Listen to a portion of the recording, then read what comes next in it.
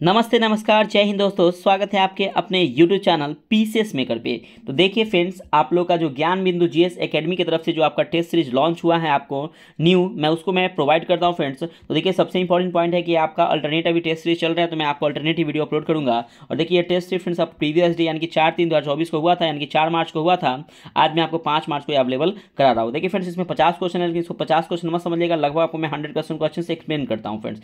और friends please, अगर आप पीसीएस मेकर चैनल पर अगर फर्स्ट टाइम होंगे, इस वीडियो को फर्स्ट टाइम देख रहे हैं, तो प्लीज़ आप चैनल को सब्सक्राइब जरूर कीजिएगा। मैं आप लोग के लिए इतना मेहनत करता हूँ, प्लीज़ आप मेरे लिए तो आप इतना कर सकते हैं, क्योंकि देखिए बड़े चैनल को सभी लोग सब्सक्राइब करते हैं, लेकिन छोटा चैनल देख के ना फ्रेंड्स उसको इग्नोर कर देता है, वीडियो को देखता है और इग्नोर। तो प्लीज़ फ्रेंड्स आपसे मैं रिक्वेस्ट कर रहा हूँ, अगर थोड़ा सा भी अगर आपको लग रहा हो कि चैनल सब्सक्राइब करना चाहिए, तो प्लीज़ आप चैनल को सब्सक्राइब और वीडियो को शेयर जरूर कीजिएगा। कोई भी अगर आपके फ्रेंड्स सर्कल में अगर पढ़ने वाले होंगे तो उसको ये वीडियो जरूर देखिएगा, क्योंकि बहुत इंपॉर्टेंट फ्रेंड्स है और आपके एग्जाम पॉइंट से बहुत ज़्यादा, क्योंकि आपके आने वाले एग्जाम बिहार दरोगा, बिहार एसएससी, बीपीएससी और बिहार पुलिस सभी एग्जाम के लिए बहुत ज़्यादा इंपॉर्टेंट है। तो देखते हैं आज का हमारा फर्स्ट क्वेश्चन, और फर्स्ट क्वेश्चन बहुत इंपॉर्टेंट है। देखिए, बाजरे के साक्ष्य किस हड़प्पा स्थल से मिला है? तो देखिए फ्रेंड्स, ये पे बाजरे की अगर हम बात करते हैं तो देखिए ये जो बाजरे के जो साक्ष्य फ्रेंड्स है ना, वो आपको ना लोथल मिला है। लोथल किस राज्य में स्थित है? तो लोथल आपके गुजरात राज्य में स्थित है। और याद रखिएगा, ये हड़प्पा सभ्यता का सबसे जो अगर सबसे बड़ा जो बंदरगाह है उसको हम लोग लोथल कहते हैं। ध्यान, लोथल के नाम से जाना जाता है, और ये गुजरात के भोगवा नदी के तट पर स्थित है। याद रखिएगा। और याद रखिए फ्रेंड्स कि लोथल से और क्या क्या साक्ष्य मिले हैं, तो धान की भूसी का भी साक्ष्य लोथल से मिला है। ठीक है, फारसी मुहर लोथल से मिला है। 3 युगल समाधान जो है फ्रेंड्स आपको लोथल से मिला है। और देखिए फ्रेंड्स, अगर हम बात करते हैं क्या कि यहाँ पे आपको मोहनजोदड़ो दिख रहा होगा फ्रेंड्स। अगर बात करते हैं क्या कि सबसे बड़ा जो हड़प्पा जो स्थल है, हड़प्पा सभ्यता का जो स्थल है कौन है? मोहनजोदड़ो, जो वर्तमान ये पाकिस्तान में स्थित है। और अगर हम बात करते हैं हड़प्पा सभ्यता की, तो ये हड़प्पा सभ्यता भारत, अफगानिस्तान और पाकिस्तान में विस्तार इसको देखने को मिलता है। ठीक है, अगर सबसे ज़्यादा बात करते हैं कि सबसे ज़्यादा जो खोज हुआ था हड़प्पा में, तो सबसे ज़्यादा खोज गुजरात में हुआ था, तो ये भी याद रखिएगा। अगर हम बात करते हैं यहाँ पे फ्रेंड्स मोहनजोदड़ो, देखिए मोहनजोदड़ो से क्या मिला है, तो आपका जो सूती जो वस्त्र के जो साक्ष्य मिले हैं मोहनजोदड़ो से ही मिले हैं। ठीक है, ईंट का साक्ष्य भी आपको मोहनजोदड़ो से मिले हैं। तराजू के पल्ले का भी साक्ष्य आपके मोहनजोदड़ो से मिले हैं। तो ये भी आप लोग ध्यान रखिएगा। मोहनजोदड़ो कहाँ है? तो पाकिस्तान के सिंधु नदी पर स्थित है। नेक्स्ट आपका कालीबंगा है। तो कालीबंगा को फ्रेंड्स ये देखिए, कालीबंगा आपको राजस्थान में है। याद रखिएगा कि राजस्थान के घग्गर नदी पर है। और कालीबंगा, काले रंग की चूड़िया को कालीबंगा कहा जाता है, ये भी ध्यान रखिएगा। ठीक है, तो अगर बात करते हैं कि जूते हुए खेत के साक्ष्य कहाँ से मिले हैं, तो कालीबंगा से मिले, ध्यान रखिएगा। अगला क्वेश्चन आपका 2 नंबर है, और 2 नंबर बहुत इंपॉर्टेंट क्वेश्चन है कि निम्नलिखित कथनों पर विचार कीजिए। तो देखिए फ्रेंड्स, सबसे पहले कि जैन साहित्य के आगम कहा जाता है। बात सही है कि जैन साहित्य को आगम कहा जाता है, और इन आगम ग्रंथों की रचना दिगंबर संप्रदाय के लोगों के द्वारा की गई। तो ये फ्रेंड्स आपका गलत है, दिगंबर संप्रदाय नहीं होगा, बल्कि श्वेतंबर संप्रदाय के द्वारा इसकी मतलब इस संप्रदाय के लोगों के द्वारा ये मतलब इसकी रचना की गई थी। श्वेतांबर होगा, दिगंबर नहीं होगा। नेक्स्ट है आपका कि न्याय धर्म कहा सूत्र में भगवान महावीर की शिक्षाओं का संग्रह, तो ये आपका सही, यानी कि केवल ऑप्शन नंबर 2 आपका फ्रेंड्स सही हो जाएगा। देखिए फ्रेंड्स, अगर हम जैन धर्म की बात करते हैं ना, तो याद रखिए प्रथम जैन जो सम्मेलन हुआ था वो हुआ था चंद्रगुप्त मौर्य के समय में हुआ था। ये पाटलिपुत्रा में हुआ था। ठीक है, तो ये भी ध्यान रखिएगा। और जब पाटलिपुत्र में प्रथम जैन जो सम्मेलन हुआ था ना, उसमें जैन धर्म 2 संप्रदाय में बढ़ गए थे। पहला श्वेतांबर, दूसरा दिगंबर में बढ़ गए थे। याद रखिए, जो श्वेत वस्त्र धारण करते हैं उसको श्वेतांबर कहते हैं, जो नग्न रहते हैं उसको दिगंबर कहते हैं। ये भी ध्यान रखिएगा फ्रेंड्स। अगला क्वेश्चन है फ्रेंड्स आपका कि नेक्स्ट क्वेश्चन देखिए फ्रेंड्स, आपका 3rd नंबर क्वेश्चन है कि मौर्यकालीन कर के संबंध में कौन सा विकल्प असत्य है? तो देखिए सबसे पहले अगर हम बात करते हैं मौर्यकालीन की, तो देखिए मौर्यकालीन में फ्रेंड्स ये पढ़ने की बात करते हैं, निर्यात कर, ये गलत है। पढ़ने जो था मौर्यकालीन में, ये मौर्यकाल में ना ये अकाल पड़ने लगे थे। ठीक है ना, ये मौर्यकाल में क्या होता है फ्रेंड्स कि अकाल पड़ने लगे थे। और अकाल पड़ने में क्या होता है कि सूखी मतलब जो भी वहाँ के जो मौर्यकालीन में जो सूखी संपन्न जनता, जो खुशहाल जो जनता थे, उनसे क्या कर लिया जाता था, उसको पढ़ने कर के नाम से हम लोग जानते थे। तो इसलिए पढ़ने कर संबंधित क्या है? तो आपातकालीन कर। याद रखिए, आपातकालीन कर से संबंधित है। नेक्स्ट आप देखिए बलि, ये एक प्रकार का राजस्व दर है, ये भी आपका सही है। देखिए हिरण्य क्या है? तो अनाज के रूप में न लेकर नगद कर, ये भी है। और सेतुबंध जो कर है ये आपका राज्य की ओर से सिंचाई प्रबंध कर, ये आपका इससे संबंधित है। तो ये भी ध्यान रखिएगा। अगला क्वेश्चन है आपका 4 नंबर कि निम्न से कौन सा विकल्प असत्य है? तो देखिए सबसे पहले बात करते हैं कि यहाँ पे पुस्तक है और उसके लेखक है। तो देखिए हरविलास, तो हरविलास के लेखक कौन है? तो राजशेखर है। नेक्स्ट है आपका कि कृत्य कल्पतरु, इसके जो लेखक फ्रेंड्स वो क्या कौन है? तो ये लक्ष्मीगढ़ है। पृथ्वीराज विजय। देखिए फ्रेंड्स, पृथ्वीराज विजय ये सोमदेव नहीं बल्कि इसके जो लेखक है वो कौन है, तो जैनक है। जैनक याद रखिएगा, कौन है फ्रेंड्स, तो जैनक है। अगर हम बात करते हैं क्या कि सोमदेव के द्वारा कौन सा रचना किया गया, तो ये भी याद रखिएगा, तो कथा सरिता सागर, कथा सरित सागर की रचना सोमदेव ने किया था, ये भी ध्यान रखिएगा। और देखिए फ्रेंड्स, ये जो पृथ्वीराज विजय है ना, अगर हम बात करते हैं ये पृथ्वीराज चौहान को समर्पित है, यह पुस्तक याद रखिएगा। उनके पृथ्वीराज चौहान जो आपका तराइन का युद्ध 1191 में 1192 में जो युद्ध हुआ था, तो उसी में पृथ्वीराज विजय का उल्लेख ना पृथ्वीराज चौहान को समर्पित है ये पुस्तक, ये भी ध्यान रखिएगा। अगला क्वेश्चन है आपका 5 नंबर कि निम्नलिखित में से किस वंश के शासकों द्वारा पुरी के प्रसिद्ध जगन्नाथ मंदिर का निर्माण करवाया गया था। आपको पता है फ्रेंड्स कि पुरी कहाँ है, तो ये आपका उड़ीसा राज्य में स्थित है। और इसका जो निर्माण किया गया था फ्रेंड्स, वो गंग वंश के अनंत वर्मन चोडगंग के द्वारा किया गया था। याद रखें, अनंत वर्मा चोडगंग के द्वारा पुरी के प्रसिद्ध जगन्नाथ मंदिर का निर्माण कराया गया था, यानी कि ऑप्शन नंबर बी याद रखिएगा। 6 नंबर है क्या कि वरीद ए मुमालिक यानी कि गुप्तचर विभाग नामक संगठन की स्थापना किसने किया था। तो देखिए, अगर हम बात करते हैं ना कि वरीद ए मुमालिक, तो याद रखिएगा ये जो है वो किसने किया था, तो ये बलबन ने किया था इसका स्थापना। अब देखिए फ्रेंड्स, यहाँ पे ऑप्शन ए है मोहम्मद बिन तुगलक, तो दीवान ए कोही का गठन मोहम्मद बिन तुगलक ने किया था, और दीवान ए कोही क्या है, तो कृषि विभाग था। नेक्स्ट है आपका कि अलाउद्दीन खिलजी। देखिए, दीवान ए मुस्तकराज, ये दीवान ए मुस्तकराज जो है वो वित्त, ये क्या है, तो वित्त विभाग, ये क्या है, तो वित्त विभाग का गठन अलाउद्दीन खिलजी ने किया था। ऑप्शन सी में आपका फिरोज शाह तुगलक। तो देखिए, दीवान ए खैरात का स्थापना फिरोज शाह तुगलक ने किया था। और याद रखिएगा, फिरोज शाह तुगलक को ही सल्तनत युग का अकबर किसने कहा था, तो एल्फिस्टर नामक विद्वान ने फिरोज शाह तुगलक को सल्तनत युग का अकबर कहा था।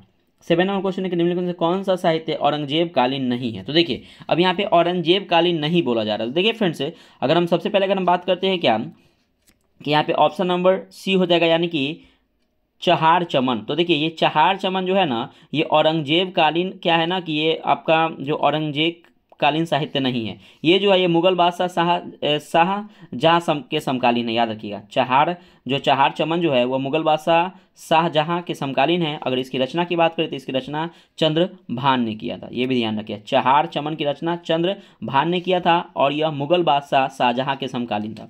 नेक्स्ट देखिए कि मासिर ए आलमगीरी, तो ये आपको पता है कि इसकी रचना मुस्तंद खान ने किया था, यह औरंगजेब के समकालीन था। नेक्स्ट आपका नुस्ख ए दिल कुसा, तो देखिए ये इसकी रचना ना भीमसेन ने किया था, ये भी औरंगजेब के समकालीन था। और ऑप्शन डी है मुंतखब उल लुबाब, इसकी रचना खफी खान ने किया था और ये भी औरंगजेब के समकालीन थे। ध्यान रखिएगा, तो इसका right answer option number C होगा, चहार चमन। अगला क्वेश्चन है आपका 8 नंबर कि संगमेश्वर का युद्ध किन के बीच हुआ है। तो देखिए, संगमेश्वर का जो युद्ध हुआ है ना फ्रेंड्स, ये आपको मुगल एवं मराठा के बीच में हुआ था। याद रखिएगा कि संगमेश्वर का युद्ध कब हुआ है, ये डेट याद रखिएगा फ्रेंड्स। तो संगमेश्वर का युद्ध हुआ 1689 में, यानी कि 1689 में क्या हुआ था, ये जो आपका संगमेश्वर का युद्ध हुआ था। तो इसमें क्या हुआ था फ्रेंड्स कि ये क्या हुआ था ना कि मुगल और मराठा के बीच में हुआ था, जिसमें क्या हुआ था कि मुगल सेना और संभाजी के साथ हुआ था। और संभाजी कौन थे फ्रेंड्स, तो याद रखिएगा ये जो आपके शिवाजी के बेटा का नाम था संभाजी, तो इनके बीच में हुआ था। इसमें क्या हुआ था कि संभाजी की हार हुई थी और औरंगजेब ने संभाजी की मृत्यु दंड दे दी थी, तो ये भी ध्यान रखिएगा। अब नेक्स्ट यहाँ पे देखिए, अगर एक और यहाँ पे दिखा फ्रेंड्स कि ताराबाई एवं साहू जी, तो देखिए 1707 डेट याद रखिएगा, 1707 में मतलब कि खेरा का युद्ध हुआ था ताराबाई और साहू जी के बीच में, जिसमें ताराबाई हार गया था और साहू जी जीत गए थे, ये भी याद रखिएगा। नेक्स्ट है आपका एक और ऑप्शन यहाँ पे डी देख लीजिए फ्रेंड्स की मराठा एवं निजाम के बीच में। तो याद रखिएगा कि पालखेरा का युद्ध हुआ था, कब, तो 1728 में हुआ था पालखेरा का युद्ध, जिसमें मराठा जीत गया था और निजाम हार गया था। और याद रखिएगा शिवाजी की मृत्यु कब हुई थी, तो 1680 ईस्वी में शिवाजी की मृत्यु हुई थी। और देखिए फ्रेंड्स, इससे पहले अगर आप 1 से लेकर 5 तक प्रैक्टिस सेट नहीं देखोगे फ्रेंड्स, तो प्लीज़ आप एक बार आप उसे जाके देखिएगा, उस पर रिपीट मोड में डालिए अपने जो डेली रूटीन में, इसको एक वीडियो बार बार इसको देखिए। आपको देखने से ना बहुत सारी चीज़ ऑटोमेटिक याद हो जाएगा फ्रेंड्स। तो प्लीज़ आप 1 से लेकर पहले 5 तक प्रैक्टिस सेट देखिए और हर एक वीक में आप हो सके तो इसको रिवीजन कीजिए फ्रेंड्स। मैं आपको विश्वास दिलाता हूँ कि आपके आने वाले एग्जाम में मैक्सिमम क्वेश्चन यहाँ से आने की संभावना है। आप एक बार विश्वास कीजिए, क्योंकि ज्ञान बिंदु का मतलब आपको पता है कि दरोगा फैक्ट्री के नाम से जाना जाता है। तो आप हर एक एग्जाम के लिए इसको देख सकते हैं, बहुत अच्छा है। तो प्लीज़ आप इस वीडियो को देखिएगा और बहुत अच्छे से एक्सप्लेन किया गया है इसको, तो मैं उसको अच्छे से एक्सप्लेन करके आपको बताता हूँ, तो ध्यान रखिएगा। देखते हैं आज का हमारा नेक्स्ट क्वेश्चन 9 नंबर कि देसी रियासत के प्रति ब्रिटिश नीति के विभिन्न चरण के संदर्भ में निम्न में से किसका मिलान सही नहीं है। तो देखिए, सबसे पहले अगर हम बात करते हैं क्या कि घेरे की नीति 1765 से 1813 में आता है, ये सही है। अधीनस्थ पृथकीकरण की नीति 1813 से लेकर 1858 तक आया था, ये भी सही है। और अधीनस्थ संघ की नीति, तो देखिए अगर हम बात करते हैं कि अधीनस्थ संघ की नीति, देखिए फ्रेंड्स ये 1858 से लेकर 1947 तक नहीं बल्कि 1858 से लेकर 1935 तक था क्या, तो अधीनस्थ संघ की नीति। ऑप्शन नंबर सी आपका सही हो जाएगा। और समान संघ की नीति था 1935 से 1947, यानी कि ऑप्शन नंबर सी फ्रेंड्स आपका गलत हो जाएगा। तो ये भी आप लोग ध्यान रखिएगा। अगर बात करते हैं फ्रेंड्स अंग्रेज का, तो याद रखिए 1764 का जो आपका बक्सर का जो युद्ध हुआ था ना, तो कर का वसूल अंग्रेजों ने 1764 के युद्ध के बाद शुरू कर दिया था। ठीक है, तो ये भी ध्यान रखिएगा। अगला क्वेश्चन आपका 10 नंबर की वर्ष 1945 में गठित फ्लाउड कमीशन का संबंध है। तो देखिए फ्लाउड कमीशन का संबंध किससे से है, तो ये आपका जमींदारी व्यवस्था की जांच से है। तो जमींदारी व्यवस्था बोलिए या अस्थायी बंदोबस्त बोलिए, तो अंग्रेजों के द्वारा अस्थायी बंदोबस्त कब लाया गया, तो 1793 में फ्रेंड्स ये अस्थायी बंदोबस्त को लाया गया था अंग्रेजों के द्वारा, जिसको हम लोग जमींदारी व्यवस्था कहते हैं। तो एक क्वेश्चन यहाँ से बन सकता है कि फ्लाउड कमीशन की स्थापना कब हुई थी, 1945 में हुई थी। ये भी ध्यान रखिएगा। तो यहाँ पे ऑप्शन नंबर बी आपका सही हो जाएगा। ठीक है, अगर हम बात करते हैं फ्रेंड्स, ये जमींदारी व्यवस्था लाने का एक और सबसे बड़ा मकसद ये था कि जो प्रथम संविधान संशोधन हुआ था 1951 में, प्रथम संविधान संशोधन 1951 में हुआ था, तो जमींदारी प्रथा उन्मूलन जमींदारी प्रथा का उन्मूलन कर दिया गया था। ठीक है ना, 1951 में किसके द्वारा, पंडित जवाहरलाल नेहरू जो हमारे भारत के प्रथम प्रधानमंत्री थे, उनके द्वारा इसको क्या कर दिया, हटा दिया गया था। ये भी ध्यान रखिएगा। 11 नंबर क्वेश्चन है कि रंपा विद्रोह निम्नलिखित में किस आंदोलन से प्रेरित है। तो देखिए रंपा विद्रोह जो फ्रेंड संबंधित है ये आपका असहयोग आंदोलन से संबंधित है। तो अगर हम बात करते हैं रंपा विद्रोह के बारे में, तो देखिए ये रंपा विद्रोह हुआ कहाँ था, तो याद रखिए आंध्र प्रदेश के रंपा जनजाति के द्वारा हुआ था रंपा विद्रोह। और इसके जो नेतृत्वकर्ता थे वो कौन थे, तो अल्लाड़ी सीताराम राजू के नेतृत्व में हुआ था रंपा विद्रोह। अल्लाड़ी सीताराम राजू के नेतृत्व में रंपा विद्रोह हुआ था। ध्यान रखिएगा। आपको पता है कि चंपारण सत्याग्रह गांधी जी ने भारत में पहला सत्याग्रह किए थे 1917 अप्रैल 1917 में चंपारण सत्याग्रह किए थे। नेक्स्ट आपका है सविना अवज्ञा आंदोलन। आपको पता है कि सविना अवज्ञा आंदोलन गांधी जी ने किए थे, 1930 से लेकर 1934 तक चला था सविना अवज्ञा आंदोलन। नेक्स्ट आपका असहयोग आंदोलन, ये असहयोग आंदोलन हुआ था आपको 1920 से चला था, 1922 तक चला था असहयोग आंदोलन। ये चौरी चौरा कांड के बाद इसको छोड़ दिया गया। ठीक है, भारत छोड़ो आंदोलन को पता है कि 9 अगस्त 1942 को क्या हुआ था कि भारत छोड़ो आंदोलन की शुरुआत हुई थी महात्मा गांधी के द्वारा। ध्यान रखिएगा। तो यहाँ पे ऑप्शन नंबर आपका सी हो जाएगा। अगला क्वेश्चन आपका 12 नंबर की नेशनल सोशल कॉन्फ्रेंस का प्रथम अधिवेशन आयोजित हुआ था। देखिए सबसे पहले अगर हम बात करते हैं क्या नेशनल सोशल कॉन्फ्रेंस का स्थापना कब हुआ था, याद रखिएगा 1887 ईस्वी में इसका स्थापना हुआ था। और इसका स्थापना एम.जी. रनाडे के द्वारा किया गया था। एम.जी. रनाडे के द्वारा किया गया था। और याद रखिए कांग्रेस का सहायक संगठन जो हमारा कांग्रेस है ना, उसका सहायक संगठन का नाम था नेशनल सोशल कॉन्फ्रेंस था। तो यहाँ पे ऑप्शन नंबर हो जाएगा कि ऑप्शन नंबर ए हो जाएगा, यानी कि प्रथम अधिवेशन कहाँ हुआ था, तो मद्रास में हुआ था। अगला क्वेश्चन 13 नंबर की निम्नलिखित में से कौन सा विकल्प सही नहीं है। तो देखिए सबसे पहले अगर हम बात करते हैं क्या कि इंडियन मिरर पत्रिका के लेखक कौन है, तो केशव चंद्र सेन है, सही है। A nation in making Surendra Nath Banerjee, ये भी सही है। इंडिया डिवाइडेड राजेंद्र प्रसाद के द्वारा लिखा गया था, ये भी सही है। और बाम बोधनी ये मदन मोहन मालवीय, ये फ्रेंड्स आपका गलत हो जाएगा। ये बाम बोधनी जो है ना वो केशव चंद्र सेन के द्वारा ही लिखा गया था, बाम बोधनी। ठीक है, और याद रखें मदन मोहन मालवीय के द्वारा अभ्युदय लीडर पत्रिका का, ये आपका जो पत्रिका के लेखक कौन है, तो मदन मोहन मालवीय। किसके, तो अभ्युदय पत्रिका के लेखक मदन मोहन मालवीय है। और लीडर के भी कौन है, तो मदन मोहन मालवीय है। अगला क्वेश्चन है बहुत अच्छा क्वेश्चन है, इसको ध्यान से सुनिएगा फ्रेंड्स। 14 नंबर क्वेश्चन देखिए, थोड़ा सा बड़ा है, मैं छोटा कर देता हूँ इसको। देखिए सबसे पहले क्या कि महात्मा गांधी ने कहा था कि उनकी कुछ सबसे गहन धारणाएं अनटू दिस लास्ट नामक पुस्तक में प्रतिबिंबित होती है, और इस पुस्तक ने उसके जीवन को बदल डाला है। इस पुस्तक का यह संदेश क्या था जिसने महात्मा गांधी को बदल डाला। तो देखिए फ्रेंड्स इस पुस्तक पहले सबसे पहले बात करते हैं ना कि अनटू दी लास्ट पुस्तक के लेखक कौन है, तो रस्किन के द्वारा इसका रचना किया गया था। ठीक है ना। अगर बात करते हैं कि इसका मेन उद्देश्य का ऑप्शन नंबर बी, यानी कि व्यक्ति का कल्याण सबके कल्याण में निहित हो, याद रखिए। तो ऑप्शन नंबर बी इसका सही हो जाएगा। और सर्वोदय जो है सभी के लिए उदय हो, महात्मा गांधी ने कहा था। अगला क्वेश्चन आपका 15 नंबर कि निम्नलिखित में से कौन सा कार्य लॉर्ड रिपन से संबंधित है। देखिए फ्रेंड्स यहाँ पे है पूछा जा रहा है। तो सबसे पहले हम लोग लॉर्ड रिपन भारत के वायसराय कब से कब तक रहे थे, तो 1880 से लेकर 84 तक भारत के वायसराय लॉर्ड रिपन रहे थे। तो सबसे पहले अगर हम बात करते हैं क्या, ये डेट याद रखिएगा 80 से 84, इसको लिख लीजिए कहीं पे। देखिए तो प्रथम ऑप्शन ये है कि तृतीय आंग्ल बर्मा युद्ध तथा बर्मा का अंतिम रूप से भारत में विलय। तो देखिए तृतीय आंग्ल बर्मा युद्ध जो हुआ था वो कब हुआ था, तो ये हुआ था 1885 में। आपको पता है कि 1885 में हुआ था।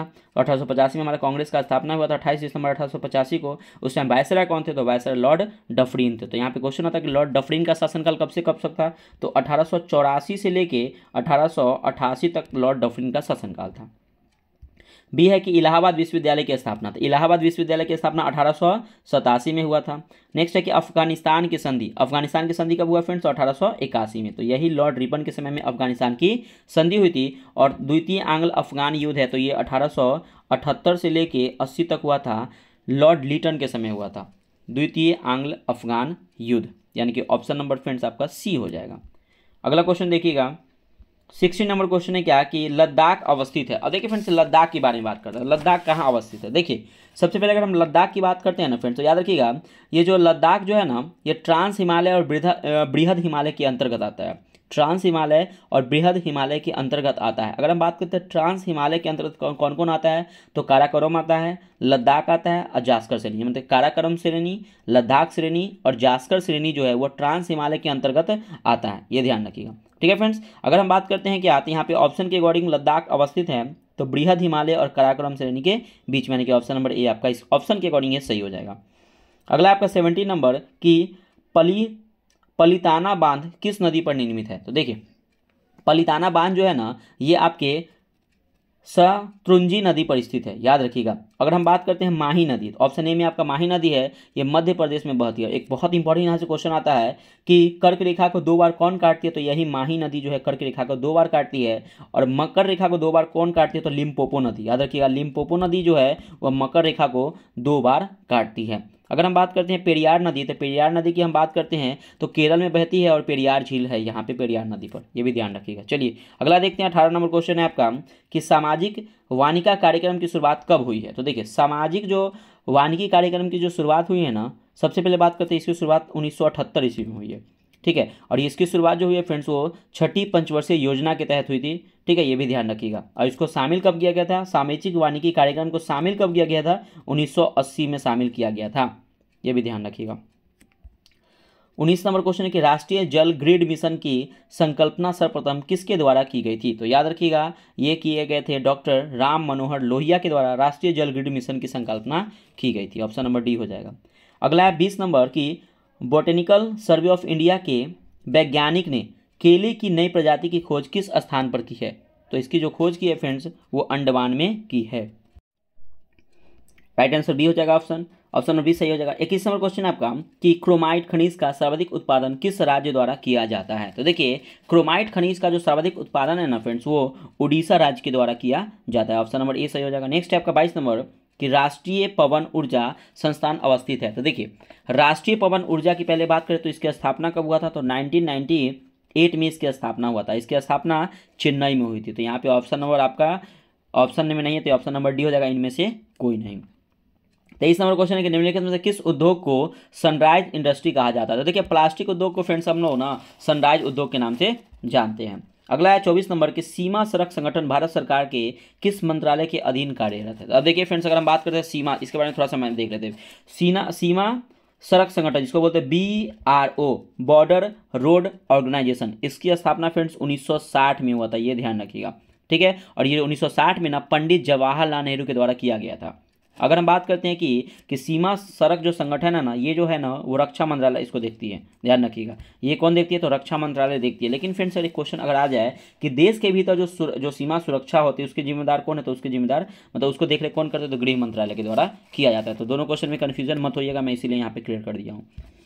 25 नंबर क्वेश्चन है कि वर्तमान में साक्षरता का मापदंड क्या है। देखिए फ्रेंड्स यहाँ पे वर्तमान पूछा जा रहा है। तो देखिए पहले तो था फ्रेंड्स कि 5 वर्ष के ऊपर, यानी कि 1981 से पहले फ्रेंड्स ये क्या था कि 5 वर्ष या उससे ऊपर। लेकिन अगर बात करते हैं कि 1981 के बाद जो था वो 7 वर्ष या ऊपर हो गया है कि वर्तमान में साक्षरता दर के मापदंड। अब देखिए फ्रेंड्स आप लोग समझ रहे होंगे साक्षरता का मतलब क्या होता है, समझ रहे हैं, एक बार देखते हैं साक्षरता का मतलब क्या होता है। तो देखिए साक्षरता का मतलब होता है ना कि मान लो कि कोई भी अगर व्यक्ति है ना वो किसी एक भाषा में पढ़ना या लिखना जानता हो, वही साक्षरता कहलाता है। अगर हम बात करते हैं 2011 के जनगणना के अनुसार भारत में जो लिटरेसी रेट है, साक्षरता दर है 74.04% है, ये भी याद रखिएगा। अगला क्वेश्चन आपका 26 नंबर कि कोकना जनजाति पाई जाती है। तो देखिए फ्रेंड्स कोकना जनजाति कहाँ पाई जाती है, तो ये राजस्थान में पाई जाती है। 27 नंबर क्वेश्चन है क्या कि सेसा आर्किड अभ्यारण्य किस राज्य में है। तो ये आपके अरुणाचल प्रदेश में स्थित है, सेसा आर्किड अभ्यारण्य, याद रखिएगा। अगला क्वेश्चन देखते हैं हम लोग नेक्स्ट है फ्रेंड्स आपका 28 नंबर क्वेश्चन कि 28 नंबर क्या कि टिप्पानी लोकनृत्य किस राज्य का है। तो देखिए फ्रेंड्स, अगर बात करते हैं टिप्पानी लोकनृत्य का तो ये आपके गुजरात राज्य में स्थित है, यानी कि ऑप्शन नंबर ए सही हो जाएगा। 29 नंबर क्वेश्चन है कि निम्नलिखित में से कौन सा विकल्प असत्य है। तो देखिए सबसे पहले अगर हम बात करते हैं ना कि जवाहर सागर परियोजना, तो ये चंबल नदी पर, ये आपका बिल्कुल सही है। उसके बाद है कि जैकवाड़ी परियोजना जो सतलज नदी पर, फ्रेंड्स ये आपका गलती है। ये जो आपका जैकवाड़ी परियोजना जो है ना, ये सतलज नदी पर नहीं बल्कि गोदावरी नदी पर स्थित है। तुलबुल परियोजना ये झेलम नदी पर, ये आपका सही है। राणा प्रताप सागर परियोजना ये चंबल नदी पर, बिल्कुल ये आपका सही है। तो ऑप्शन नंबर बी आपका सही हो जाएगा। 30 नंबर क्वेश्चन है क्या कि क्षुद्र ग्रह किन ग्रहों के कक्षाओं के बीच होता है। तो देखिए क्षुद्र ग्रह जो होता है ना वो मंगल एवं बृहस्पति जो आपके जो कक्षाओं के बीच में ग्रहों के बीच में होता है।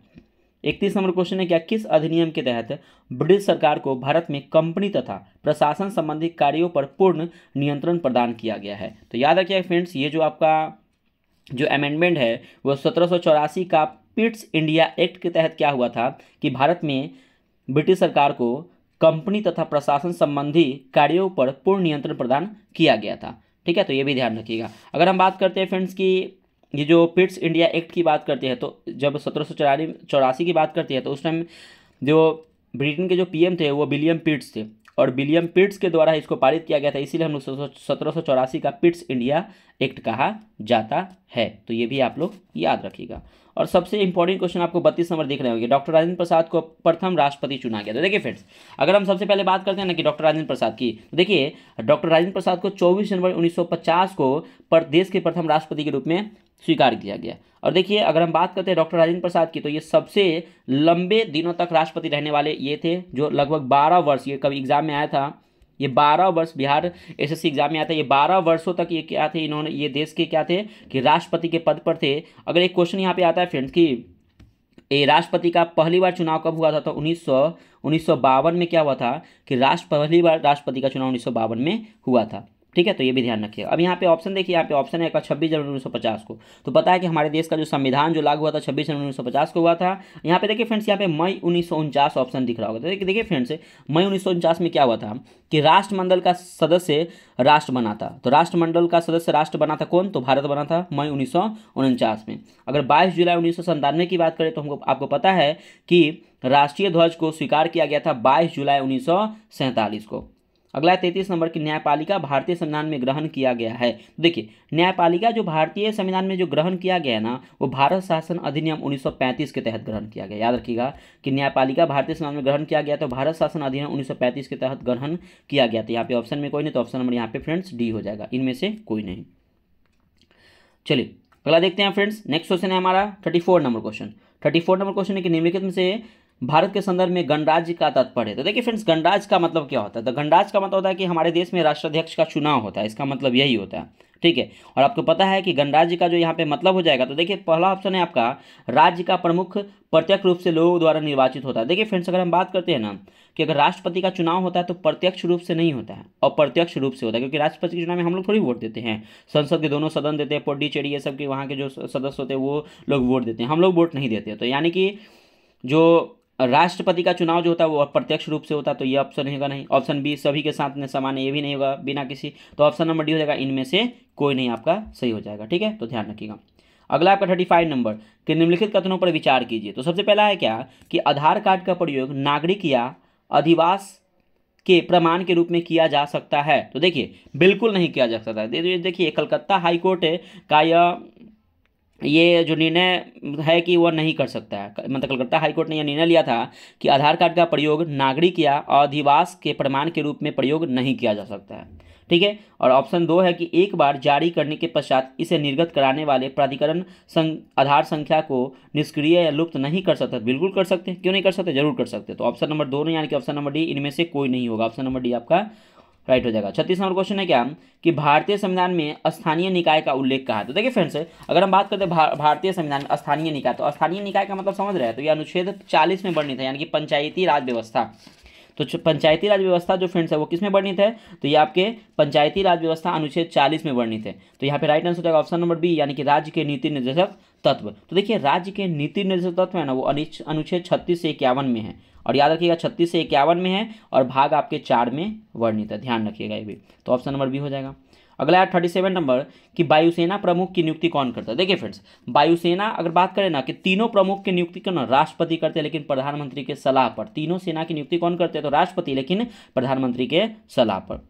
अगला क्वेश्चन है आपका 38 नंबर कि भारतीय संविधान के अनुच्छेद 78 में प्रावधान है दायित्वों का। तो देखिए इसमें फ्रेंड्स आपका प्रावधान किया गया है प्रधानमंत्री के, तो ध्यान रखिएगा।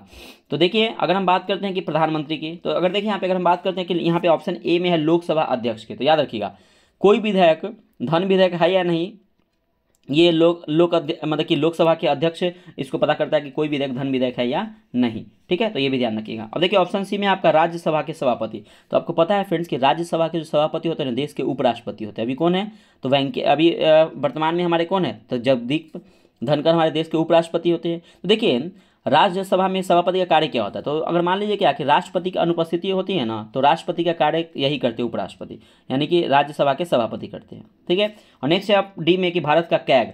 तो कैग देखिए फ्रेंड्स क्या होता है, कैग जो होता है नियंत्रक एवं महालेखक परीक्षक होता है। तो जो भी अगर घोटाला उटाला होता है ना, तो यही पता करते हैं, यानी कि सार्वजनिक कर संपत्ति की रक्षा करना इन्हीं का काम है, कैग का ही काम है, तो ये भी ध्यान रखिएगा।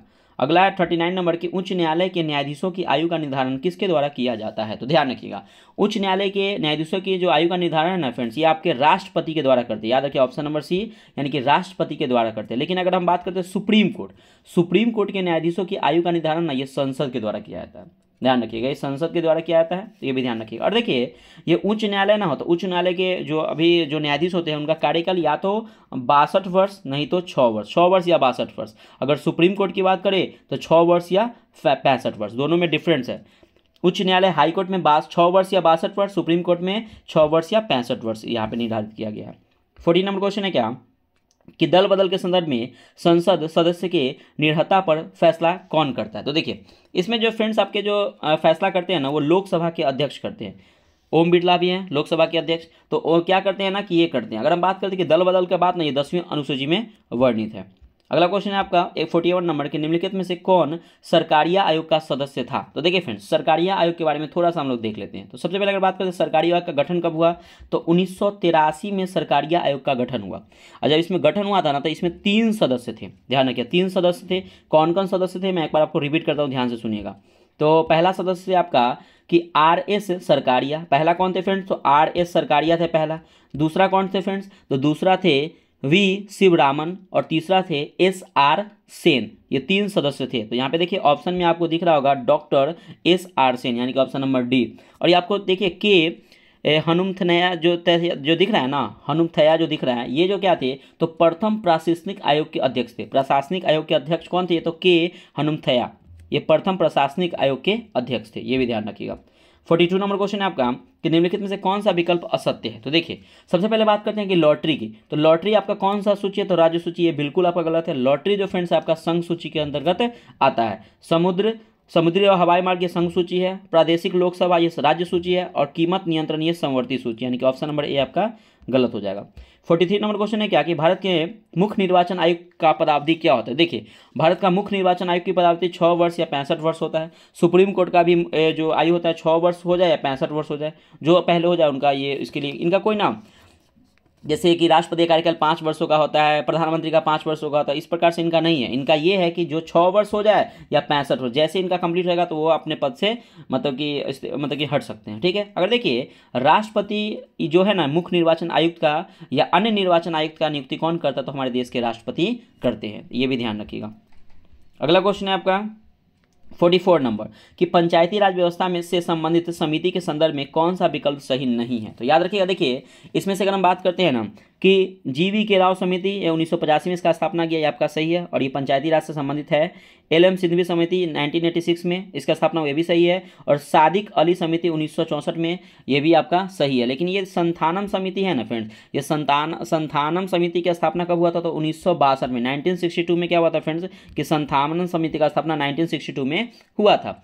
और इनका जो संबंध है ना भ्रष्टाचार से, याद रखिएगा संथानम समिति का संबंध किससे है, तो भ्रष्टाचार से, याद रखिएगा। अगर हम बात करते हैं क्या कि एक सीबीआई की स्थापना हुआ था 1963 में। सीबीआई का स्थापना कब हुआ था? तो 1963 में। और फ्रेंड्स एक यहाँ पे क्वेश्चन आता है कि किसके मतलब कि किस समिति के सिफारिश पर पंचायती राज को संवैधानिक दर्जा दिया गया था? तो यही है हमारा एल.एम. सिंघवी समिति। एल.एम. सिंघवी समिति के सिफारिश पर पंचायती राज को एक संवैधानिक दर्जा दिया गया था, ये भी ध्यान रखिएगा। 45 नंबर क्वेश्चन है आपका कि लोकसभा और राज्य विधानसभाओं में अनुसूचित जातियों तथा अनुसूचित जनजातियों को आरक्षण किस संविधान संशोधन के तहत दिया गया? तो याद रखिएगा 79वां संविधान संशोधन 2000 को क्या हुआ कि ये मतलब कि अनुसूचित जातियों और अनुसूचित जनजातियों के आरक्षण का प्रावधान किया गया है। अगला आपका 46 नंबर कि कोलंबो कप का संबंध किस खेल से है? तो देखिए कोलंबो कप का संबंध है फ्रेंड्स, ये आपका फुटबॉल से संबंधित है। 47 है कि मुक्केबाजी खेल किस परिसर में खेला जाता है? तो देखिए मुक्केबाजी जो है ना फ्रेंड्स आपके रिंग में खेला जाता है। पूल में आपको पता है कि तैराकी एरिना, घुड़सवारी जो होता है एरिना में होता है, तो ऑप्शन नंबर डी हो जाएगा रिंग। 48 नंबर की कंपनी का डिवेंचर धारक किसे कहा जाता है? तो ये कहा जाता है लेनदारों को। तो कंपनी का डिवेंचर किसे कहा जाता है? तो लेनदारों को कहा जाता है। 49 नंबर की बजट एक लेख पत्र है। तो बजट जो है एक सरकार का राजकोषीय नीति का एक लेख पत्र है, तो ऑप्शन नंबर सी हो जाएगा। और 50 नंबर क्वेश्चन है कि तृतीय पंचवर्षीय योजना का मुख्य उद्देश्य था। तो देखिए फ्रेंड्स तृतीय पंचवर्षीय योजना का मुख्य उद्देश्य क्या था? तो देखिए फ्रेंड्स इससे पहले मैं ये कहना चाहता हूँ कि अगर आप ये जो पीसीएस मेकर पे इस वीडियो को फर्स्ट टाइम देख रहे होंगे फ्रेंड्स, प्लीज़ वीडियो को लाइक जरूर कीजिएगा और चैनल को सब्सक्राइब कीजिएगा फ्रेंड्स। और आज का एक क्वेश्चन ऑफ द डे है, क्वेश्चन ऑफ डे आप लास्ट में क्वेश्चन में जरूर सुन के जाइएगा, ठीक है ना। तो देखते हैं पहले इसका आंसर। तो इसका आंसर हो जाएगा फ्रेंड्स ऑप्शन नंबर ए हो जाए, यानी कि आत्मपोषित विकास। तो याद रखिएगा कि तृतीय पंचवर्षीय योजना ये लागू कब हुआ था? तो 1961 से लेकर 66 तक तृतीय पंचवर्षीय योजना लागू हुआ था। अगर हम बात करते हैं क्या सबसे जो असफल योजना था ना वो तृतीय पंचवर्षीय योजना था। क्यों असफल था? क्योंकि भारत पाक युद्ध हो गया था, चीन युद्ध हो गया था, तो बहुत सारा इसमें समस्या देखने को मिला था। तो यहाँ पे राइट आंसर हो जाएगा ऑप्शन नंबर ए आपका सही हो जाएगा। देखिए फ्रेंड्स यहाँ पे ये वीडियो कंप्लीट होता है। तो आज का क्वेश्चन ऑफ द डे याद रखिएगा, एक क्वेश्चन है क्या कि बताइएगा कि किस राज्य में पंचायती राज व्यवस्था लागू नहीं है? ठीक है, तो याद ध्यान रखिए। और कौन एक यूनियन टेरिटरीज भी है तो उसका भी आप नाम जरूर कमेंट में जरूर बताइएगा फ्रेंड्स। अगर आप सेट नंबर 1 या 2 अगर आप देखे होंगे फ्रेंड्स तो उसमें आपको आंसर पूरे अच्छे से क्लैरिटी से मिल जाएगा। तो प्लीज़ आप कमेंट कीजिएगा क्योंकि ये बहुत इंपॉर्टेंट क्वेश्चन है। अगर आपको नहीं पता है तो एक बार वीडियो को जाकर देखिए, आपको अच्छे से डिटेल में वहाँ पे बताया गया है फ्रेंड्स। प्लीज़ आप जो भी अगर जो छोटे मोटे चैनल है तो उसको सपोर्ट करें फ्रेंड्स। आप लोगों से दुआ से ये चैनल और ग्रोथ कर रहा है, तो प्लीज़ फ्रेंड्स आपसे रिक्वेस्ट कर रहे हैं कि आप चैनल को सब्सक्राइब जरूर कीजिएगा, वीडियो को लाइक जरूर कीजिएगा। हो सके तो जो भी अगर सर्कल में अगर आपके फ्रेंड सर्कल में तो उन्हें आप वीडियो जरूर शेयर कीजिएगा, उनको जरूर पसंद आएगा जैसे आपको अभी आ रहा है फ्रेंड्स। ठीक है, तो मिलते हैं नेक्स्ट वीडियो में। बाय बाय, जय हिंद दोस्तों।